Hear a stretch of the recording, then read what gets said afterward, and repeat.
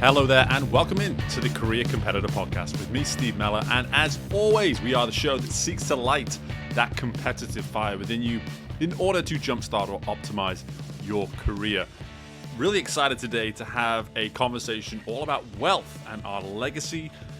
Finances are very much at the heart of what we're talking about today, but all from a competitive perspective as we welcome in the CEO of Wealth Legacy Institute, Kim Curtis. And I'm going to give Kim the introduction that she certainly deserves here in a moment. But before I go ahead and do that, let me tell you all about careercompetitor.com. Head over there right now, take a look, have a nose around, see what maybe stands out to you, because I'm of the belief that anybody listening to a show like this is curious about reaching their potential, realizing your optimal self, being able to say, hey, I'm looking in the mirror and I'm striving towards my best self. If that sounds like you and I should be speaking as soon as possible. Reach out to me for a free 30-minute consultation at steve@careercompetitor.com and we'll get something on the books today. Furthermore, you're listening to the podcast already, which I obviously appreciate, but while you're here, make sure you are following, subscribing, rating the show, whatever platform that you're listening to is on. It really goes a long way to continuing the growth of the show, so I'd really appreciate if you could do that. But for now, let's turn our attention to our guest for today. And as I said at the outset, Kim Curtis, the CEO of Wealth Legacy Institute, joins us today. And Kim is very much a story of someone that went from small beginnings to truly realizing their potential, deciding that there were circumstances within an industry that she was not comfortable with and she wanted to make a change. She wanted to set a standard, be the difference that maybe others weren't able to be. So with that being said, she started out on her journey creating Wealth Legacy Institute. And as you're going to learn here within our conversation today, so much of what Kim represents and stands for as a human being is what drives the mission of her work and of her company. Within the world of finances and investing, there can be this sort of dog-eat-dog mindset. It can be very competitive. And there's, in many ways, nothing wrong with that. But at the same time, it's holding on to the ideals that make us the people that we are, that make us able to look in the mirror and be comfortable and satisfied with who it is that we are. And Kim does that in abundance. And you're going to hear about that story through the first half of this interview. And in the second half, she's going to be dropping some really great advice for how you can become competitive when it comes to your finances. But so much of it comes back to communication. How much are you willing to have these difficult discussions with those that are near and dear to you that can be the beneficiaries of the way you set up your wealth and set up your legacy for the future. So I'm excited to get into this. It's very relevant to what we are as a show, simply because first and foremost, Kim's story is that of a true competitor, someone that has realized her potential and the impact that she can have. But secondly, this is something that can make you competitive within your life. If you're listening to the insight and the knowledge that Kim is providing to us within this episode, you will go away from this in a much stronger position, not just within your career, but in life as a whole. So with all that being said, I'm excited to welcome in Kim Curtis to the Career Competitor Podcast, and I hope you all enjoy. Well, it gives me great pleasure to welcome in Kim Curtis to the Career Competitor Podcast. And Kim, on this Wednesday morning, where we both are, first and foremost, how are we doing? Ooh, very good, very good. How can we not be on hump day, right? There it is, right?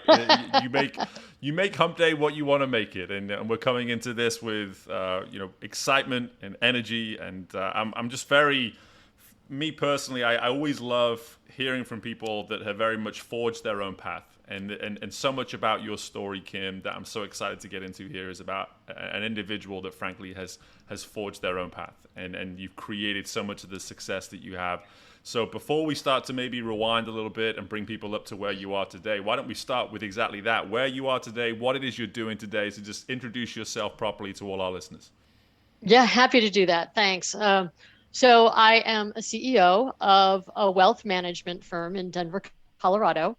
And we are a fiduciary firm that primarily deals with individuals and families nearing and transitioning into retirement.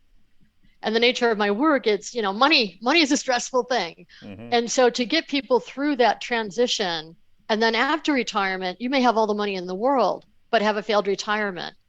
So how do you transition into retirement and still have success and impact and legacy are all the things that you want to do that defines it as successful to you. And so we help navigate that path. And it's a little harder than one would think, because a lot of people think, damn, can't wait till I get to that day. Right. And then all of a sudden, the lazy 3 months later, they're bored to tears. So I think great job. Love what we do. Yeah, well, I love it because there's this perspective almost as opposed to seeing it as a transition, almost like a renewal. Just an opportunity to truly renew where you are at that point in your life, where so many people see it as like this is the end of the road, and now it's time for me just to sort of pull off to the side and relax and do whatever. You're talking about why can't we frame it as almost like a renewal? Would you say? Oh, that's really great. You think of Serena Williams, who just recently stepped off. She didn't say she's retiring. She said, I'm evolving. And I think that's a great way to look at it, is evolving or reimagining, or you finally have this time to do something that you really, really, really love versus quote unquote working for the man or doing these things for someone else. Yeah, absolutely. Well, we're both singing from the same hymn sheet already. I love it. A couple minutes in, so that's great stuff. So, Kim, let's go back now very much to the beginning of this journey of where you've gotten here, how you've gotten here today. Because the beauty of when I get to interview someone is I'm already been made aware of some of your backstory, and I can sort of lead the conversation in that regard. But I know so much of what you've done. Like I said at the outset, you've forged your own path, but a lot of this and based on this show with all about this competitive notion, this competitive perspective, that I truly believe that we all have the ability, and in some cases are doing so, approaching life this way without even knowing it at times. So much of your story resonates with that message of being competitive and really betting on yourself almost to a certain extent. So I would love for you to very much start where you feel it's maybe right or applicable to start, and maybe walk us up to this moment here where you've created this business of where you are today. Sure. That's a broad question. Sure. I appreciate that. But, I played sports in high school and college, and I believe it or not, I played basketball, all of 5'3", but I was very fast and had a great outside shot. And then softball. And it's so funny when we think of the nature of our work and how we show up. I think it's easy to forget what we learn from sports, that we're bringing it in every day. And I think one of the biggest things I think of is resiliency, because a woman in financial services as a CEO of a wealth management firm is quite rare. And I also have a legal background. So it's like my left brain got highly developed in terms of my quantitative skills, and my right brain in terms of relationships and creativity. I think for a while, I used to say I got neutered on my right brain a little bit, but as I got older, I started to figure that out. And so I think as a woman being in a profession that's primarily male, particularly in finance, I think that there's less than 25% of us in the nature of our work. And I think what happened along the way is when I was trained, I felt like the conversation didn't resonate with me. That whole money conversation, if you think about it, it's actually the construct is actually kind of masculine based. When you think of capital markets and the conversation about GDP and inflation and interest rates and Federal Reserve, those really don't necessarily resonate with a lot of women. They really care about their family and their goals and their cash flow in terms of groceries and what's on their plate, and the success of their children going to college. So the idea of blending that, because you need both, you need harmony of both. So to blend that, I think, is what allowed me to understand it and allow our firm to be unique and successful. Because when you think of the nature of how we show up, it's really that the best story always wins. It's so true. And one word there that stood out was this idea of harmony. This idea of really being able to say, listen, there's space for some of those so-called historically known male qualities within your industry, but at the same time, it's like, how is it that a woman can come in and say, listen, I see all these ideals, I see all these principles that have made this industry what it's been for centuries, but here I am deciding that I have a take. I have a take of my own, and I think I can actually not only bring it, but I can actually be successful with it. And for me, that's what I love about a number of the women that have been on the show over the years, is this notion of saying, I see the situation, I see the world that I'm trying to get into, but I don't see enough of me, and I'm very much driven to bring all of me into this world and not have to give up who it is I am, what it is I am, what I stand for in order to be successful. So I'm curious, when you look at that, the story of creating that harmony with where you are today, what was the first step in that process? What was the first step for you in terms of really moving into that world and saying, if it was a matter of, hey, men, I'm here and I'm doing it and this is what it's going to be, or, just sort of walk me through that immediate decision and some of those early actions, I guess. It actually was, Steve, relatively immediate. I remember one day I read the back of a client investment statement, and it's where the disclosures are. And at the time, it was 8 pages, but it was 2 to a page. So 4 pages of tiny, tiny print. And I read the whole thing. I'm embarrassed that it took me a while to read it with my legal background.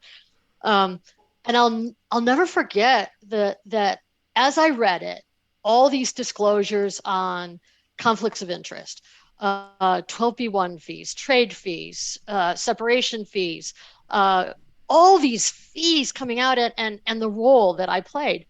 And a tear kind of streamed down my cheek because I had realized for the first time that I was not a fiduciary that had to put clients' interests first. I was in sales. Interesting. Now, obviously, people in sales that work for brokerage firms or banks want to do the best work. Of course they do. But the structure is set up difficult, where the clients are oftentimes further away versus front and center. It's similar to like when you go to a grocery store and the items on this shelf are eye level. Well, they pay more to be at eye level for you. Right. And that's what happens in brokerage firms and banks, is mutual fund companies, insurance companies pay more to have access to the brokers and the agents. So when I read that, I couldn't be there anymore. It was just like a disconnect of my soul. And so I wanted to create a firm kind of filled with humanity that put clients first, not last. And that's when Wealth Legacy Institute was created. And that was 15 years ago. I absolutely love that story, because there's the human element and the professional element. The human element first, in terms of just that almost shot to your core, and that realization of just like, is this really what this is? Is this really what this is? Is this really what I'm a part of? And then the professional mindset of like, how do I change this? How do I make that shift now that I have this emotional connection to be driven to make a change? The professional hat must immediately be put on and say, okay, how do I make the change now? How do I do this? How do I create this entity? How do I create this company in a way where I get to embody these things that I know I represent, that I know I stand for? And then this is the next part that I'd love to learn more about, is then handling the resistance maybe within the field once you've made that decision in the first place. How was that received initially? How much did you have to deal with when it came to actually taking that concept and running with it, and how your competitors maybe heard about it and dealt with it, etc.? Yeah, you're going right to the core. Well, that's what we do on this show. It's all about the core. Let's go. Right to the core. Yeah. So in the nature of that transition, you cannot let your existing clients know. It's part of your agreement with that firm, with the brokerage firm. So you have to go silent. They cut you off. And then what happens is all your clients get called by who you thought were your friends or colleagues, and they tell your clients that you've been terminated. And it is the most terrible thing. And again, that's the legalese part of the business. But the human element of that, to have clients be put in the middle of that typical piece of how that occurs when someone leaves. And so it's a 2-week quiet period. and it's like a feeding frenzy with your people you care about. Sure. So that's kind of what happens, and it was terrible. I would have to say that was probably one of the most difficult things I had to deal with. And it really wasn't about me. I could care less about the termination, how they described me leaving. What I cared about was the concern for the client, the fear. Yeah. It's terrible. The industry is terrible how that does that. But yeah, no, it was the fear for them of how scared they probably were in that time. Yeah. And that is so Core, you got me. yeah. Well, no, and sometimes we do get on these topics that really do hit home to the person that I'm interviewing, and I don't do the video of this, but it's you're getting emotional as we talk about this because of the human element, which immediately puts you in this upper echelon in terms of the industry that you're in, because you are truly able to look past the paperwork, all the rules, all the regulations, and see a human being on the other side of the table having these conversations with you. And I think that is one thing I've been very proud of within this show over the last 4.5 years, is that I bring those types of people onto this show. I want people to hear about your story. I don't need people to hear about the average story of creating these businesses. So I want you to understand that, Kim, is that this is what separates you in terms of what it is you're doing. But I'm curious, what was it about maybe your upbringing and the person? And you touched a little bit on your sort of early days of competitiveness, playing sport, playing basketball, and all this kind of thing. What was it about those early days that maybe created this personality within you, this competitor within you, to want to take action? Because that's the difference here. You're not sitting here noticing something. You're doing something about it. So I'm curious, where do you feel as though that part of your personality originated from? I'm not afraid of pressure.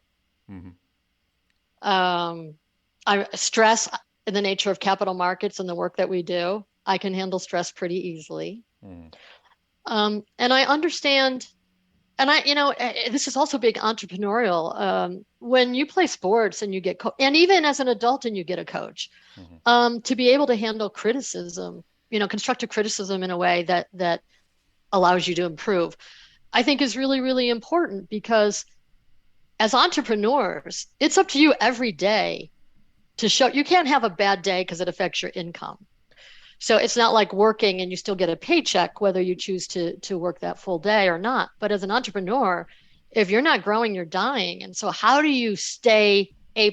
How do you up your game each time? And I think that probably as an athlete, well, there's no doubt as an athlete, some of the confidence, the ability to handle constructive criticism, and the ability, and also being a team player. I played team sports. Yeah. And so creating a team around you and allowing them to shine and putting them in places that allow them to do their best work.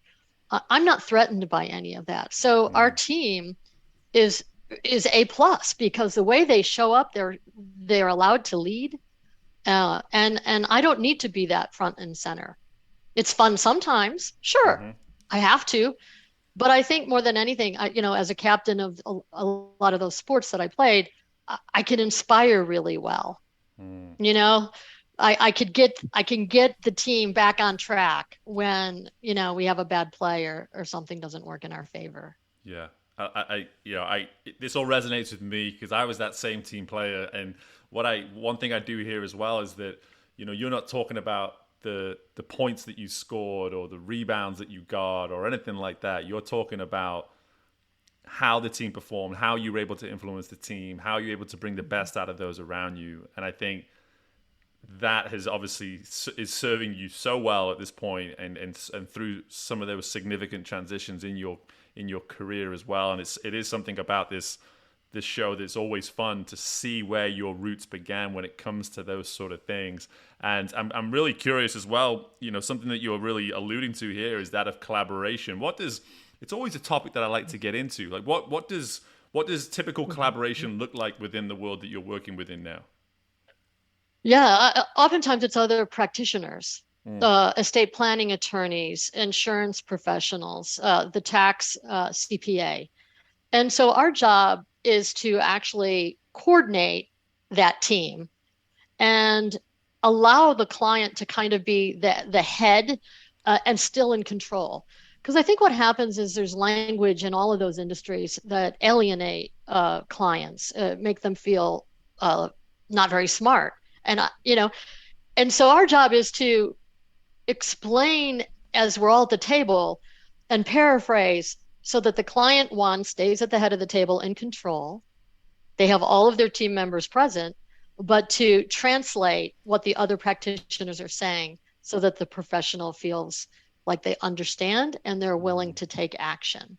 Because if you think about the nature of work, I mean, people don't do anything unless they have sufficient clarity. And without sufficient clarity, they're not likely to make decisions. And then when they don't make decisions, they're not going to get the results, and therefore not going to be on track for the things that are most important to them. So by navigating the language for clients is probably and making sure it gets done. The action, I think, is our biggest work as it relates to collaboration and also inter-family conflict. I think that when a couple is in front of us, oftentimes the conversation for the first time is that the spouse is hearing how the business is going inside. Oh, that's what's going on, honey. Oh, good. It's a good year. Or he's finally hearing what her real dreams are because she has a safe place to talk about it. And I think for many, it's the first time that they have a shared vision. I like that. And that in itself, I think, is big. I mean, it's huge. I mean, it's huge. And what you're doing so well through the collaboration, you're able to identify who we need to be focused on through the collaboration. And that is such an important thing because sometimes we collaborate. There's this big push today, like, hey, work together, work as a team. That's great. But if we don't know who the true stakeholder is, if we don't know who the person is that we're supposed to be serving, then the collaboration is always going to be limited, or in many ways, it's even going to be false. It's going to be false in the sense of we're just working together for the sake of working together. And here you're able to say, here's the priorities, navigating the language, taking action, giving people this safe space. Like this is the priority. So now our collaboration is going to serve this priority so that the client is benefiting, and we're obviously then doing our job as the company that they're hiring. Now, this is great stuff, and I'm sure people can tell that I would love to just kind of keep going and keep going and keep going. But I do want to give you the opportunity to talk here a little bit about both of your books, because for me, I think that there's some really awesome opportunities here for people to learn more about who it is you are and what it is you do, especially through this first 20 minutes or so. We have a great idea of who Kim is. And so I'm really excited to sort of give you the floor now. And whichever one, we've got money secrets and we've got retirement secrets. So I'd love for you to kind of give us, your quick spiel on both of those books, just so people can be more educated about them. Oh, I appreciate that, Steve. Thank you. So Money Secrets, Keys to Smart Investing is really a quick read. It's only about 120 pages of true meat that is kind of your armor, so that when you go and interview financial practitioners, like, you stay in control. And at the end of each chapter are questions that you should be asking yourself, or that if you do have a financial advisor, they should be asking you. So, and it also talks about kind of how to invest. The industry is filled with myths. Investments are relatively a commodity. And, when we hear about trying to pick that individual stock, kind of hit the home run, you get a lot of strikeouts. That's not actually how you create significant wealth. It's really more hitting a lot of singles. You got to get on base to finally get a home run.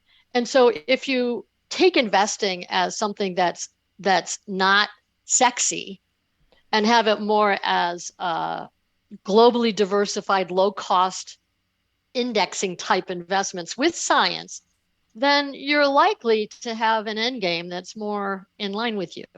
And Money Secrets identifies that. It talks about what that investment process looks like, again, for you to stay in control and know that it kind of pulls back the curtain on the billion-dollar financial services industry to reveal why smart people make bad investment mistakes. And then Retirement Secrets is really about when you step off, how do you live those next 30 years? Yeah. I love it. Well, you'd be crazy not to get both, right? You have to get both. It's a two-parter. It's a two-parter, people. Come on, let's figure this A double out. header, a double Double header. header. I absolutely love it. And obviously, the just throwing in more sport analogies too. I'm all about it. This is great stuff. So I'd love to just expand upon this now a little bit as well, in terms of bringing everything about your story here, the competitive mindset, how you've shaped and guided yourself to where you are today, and then now looking at this notion of being able to truly plan for life. The life experience that comes once all said and done, and you've made that decision. Like, hey, I think this is it. What are your main go-tos? What are your main encouragements that you make to people when they're in that moment, when they're thinking, listen, I think this is it. I think it's time for us to start having these discussions. What do their priorities need to be, in your opinion? That's an interesting question. It's not investments, believe it or not. Yet we lead with investments. It's so interesting because there's no amount of rate of return that can create an extraordinary life. Yeah. And so by putting that into its proper construct, it's a lot easier to unpack, to figure out what's missing in your life. What have you done really well? And so actually the best way to explain it, Steve, is if I could do a pyramid, kind of similar to Maslow's hierarchy of needs. So on the bottom is, for Maslow, is, your basic food and clothing, shelter, and at the top is self-actualization. Well, in our firm, the bottom is investments. People come to us to manage money, tax mitigation, portfolio construction, risk tolerance. Above that is financial planning. You need to have both of them, and they have to be blended together, because if you just invest, it's like archery without a bullseye. You have no target. So the plan puts it in perspective, particularly when markets are doing this. You need to know what's the real goal. And then above that is lifestyle. Money is frenetic and it's crazy. So if you can put money down as a foundation, all of a sudden you have the space to breathe and think about lifestyle and live your life and do what you love. So that's where you get peace of mind, when the investments and the plan are together and you have a track to run on. So there you have peace of mind, and the pinnacle of that, because you have peace of mind, is impact. It's you finally have the space to breathe, to do the things that you love, to live the life that you've always wanted to live, to volunteer or do different things that make a difference to you and the world. That's what we do all day long.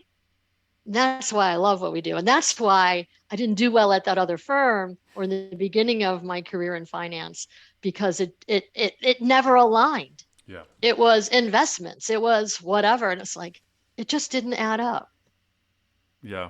And it was in many ways a loaded question for me, because I wanted you to sort of provide this type of information for people to hear, because this is the stuff that we forget about. And here I am in my mid to late 30s, and I know that our listenership is it starts around that sort of age group, and it goes for about another 20, 25 years. So we're working in that sort of range. Yeah. So there's people now around my age that are probably thinking about investments maybe for the first time. My wife and I, fortunately, I married a lady that is so much more organized than I am, that we're years ahead on this stuff. And I trust me, I know I'm doing well in that regard. But in the sense of people listening to this, the peak of that pyramid is dependent, obviously, on so much of what you've talked about there through the foundation. But that doesn't dismiss the importance of prioritizing the peak of the pyramid. And that right there is just simply not discussed enough. It's not prioritized enough. It's not discussed enough. And I am all about the optimal self. The clients that I work with today, we have business owners of 20, 30, 40 years. And one day they're not going to do that anymore. And I love challenging, saying, like, how happy and excited are you about the impact you can make when you do walk away from this business? And you've alluded to it right there at the peak of that pyramid is this notion of impact. And so, I mean, you obviously said it there, like, that's what you love about what you do today. But I would love for you just to keep going with that notion of just like how it feels, what it looks like this impact that you're having on other people's ability to have impact. Yeah, I feel like, the example of throwing a stone in a pond and seeing the ripple. Yeah. If you think about financial literacy, it's not taught. And so the nature of my work, if we help people feel confident about money, men and women, Mm. generally it's the men that do the investments, and the woman lets the man do the investments, and she manages the house and the cash flow, and he doesn't really know what he's doing, but he pretends he does, and she thinks everything's under control, and it's not, and it's a shit show Yeah. because no one really talks about money. Yeah. I mean, we want to because money's pretty sexy and fun, but Sure. we oftentimes talk more about sex than we do about money. And so if we could have really great conversations around money, think of how much better we would be in the world. Think about our culture and our societies and our communities. If we put money in a place that was proactive and we understood how money works. I mean, if you think about it, money needs you. It's not the other way around. Wow, that's powerful. Yeah. Because money's nothing. It's nothing without your ideas and your energy and your values of what you put to it to make it worthwhile and make it something beautiful. Gosh, I mean, I almost don't want to go too much further because I think that's a message. That's a message that people need to hear loud and clear. My goodness, you know. So, because for me, the perfect example of that is the way in which my wife and I, we prioritize specific things within our lifestyle, and the number one thing for us is travel. Travel is right up there. It is such a priority for us. I'm from Europe originally. She, believe it or not, she's from a tiny town in Louisiana, but she's seen probably more than Europe than I have. And we have 2 kids now. And for us, the priority, quite frankly, for our 2 children is for us to instill what that looks like to them. If it's not going to be travel, that's fine, but they're not going to be prevented from making that decision because we're not willing to sort of grant them those opportunities, especially if we have the means to do it. But the only way we know if we have the means to do it is by discussing money, discussing these sort of things, having these conversations week in, week out, knowing what our goals are. And at the same time, to your point, you know, just simply being able to understand that, you know, it is us that gives it the definition, that gives it the meaning behind it. And Kim, honestly, I mean, the passion that you have for what it is you do is just flying through this computer screen at me. And I hope it's felt through all the audio of what we have here. But before I let you go, Kim, please just share any opportunities to connect with you, any information you think people may need to learn more about you and all the stuff that you provide. Yes. So wealthlegacyinstitute.com is our advisory firm. And there's lots of resources at financialliteracypress.com are some free resources that you can get. The 10 laws of money that everyone should know, I believe is there, which is really a great piece on money that I think would be extremely helpful to a lot of the listeners. And then I'll just end it that, Steve, especially with what you just said, I just want to end it that how you do money is how you do life. If you have your head in the sand around money, you have your head in the sand on other issues in life. And I hope that as a result of us talking today, that more people will show up with money and whatever the myths are or whatever the beliefs you have from when you were raised or how you were your upbringing, to really challenge those assumptions as to why you are showing up the way you are around money and really move forward differently if that's the case. Yeah, that's a great sentiment. And so much of what you're saying, there's almost this glass ceiling that some people need to sort of smash through and get their head around.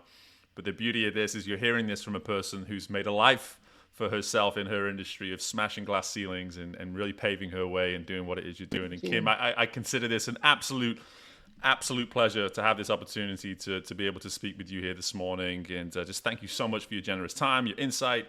And I know people are going to be impacted by this content. So thank you again. Oh, you're welcome. Thank you. And my thanks again to Kim for joining us on the show today. Really just valuable insight, powerful stuff in the sense of hearing a story of someone who was true to themselves in a world where they felt as though they couldn't be. And they decided to create a world where they could take all the skills and education that they had and start it somewhere else, start a new path, set different standards, prove that certain ways and philosophies could in fact be incorporated. And I just really appreciate the transparency, the candidness, even the vulnerability from Kim at times within this episode, because it's never easy to relive some of this stuff from the past and be able to use it as such valuable resource to people listening that either may be going through it themselves or may one day go through it themselves, and how best they can potentially overcome similar situations. So again, my thanks to Kim for providing that type of insight for us today. But my parting insight from our conversation has to come from this quote that she provided within the discussion, which is, if you're not growing, you're dying.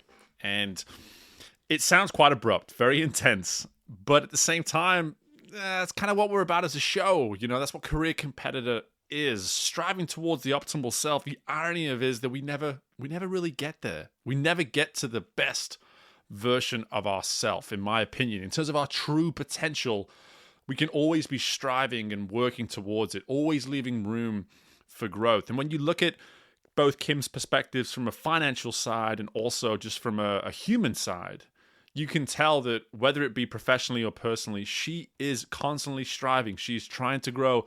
She's willing to make herself uncomfortable. She's willing to welcome things into her sphere that challenge her and leave her with really no other choice except accepting and embracing the challenge and growing from it. So that is what I just love about that quote of, if you're not growing, you're dying, is that it spoke to me massively. I hope it speaks to you. That's a great place for you to be in. It's a great place for you to be in. It's a great place for you to wake up every single day and be in a mindset where we say, hey, there's opportunity for me to learn today. There's opportunity for me to be challenged today. And there's opportunity for me to grow today. So again, so thankful, so appreciative, and consider myself just so fortunate to have, half an hour or so of Kim's time. And I really encourage you as well just to pay attention to some of that information that you can go and access online, specifically the financialliteracypress.com. Just go into something like that, learning about 10 laws of money. We can all stand to do that, right? So again, thank you, Kim, for your time. Really appreciate it. I hope you appreciated it as well. And as always, I love saying this because it's so true, but we have so much more to look forward to within the show. The episodes are going to be keeping on coming. The interviews are just out of this world. You know, this is the 5th year now that we're now into with this show. And I just know that every single year we keep doubling down on the quality and saying, how can we make the show better? How can we challenge the boundaries and the ceilings with which we have conversations? And we're doing it. We're doing it, and it's so much fun. And I appreciate my guests so much for what they bring to the show each and every time. And I hope you do too. And if this is the first time that you're listening, be sure on your way out to be subscribing to the show, following the show, rating the show, in order to continue boosting the show as well. So my thanks for your time. I really appreciate it, and I look forward to doing this all again with you very soon. Bye for now.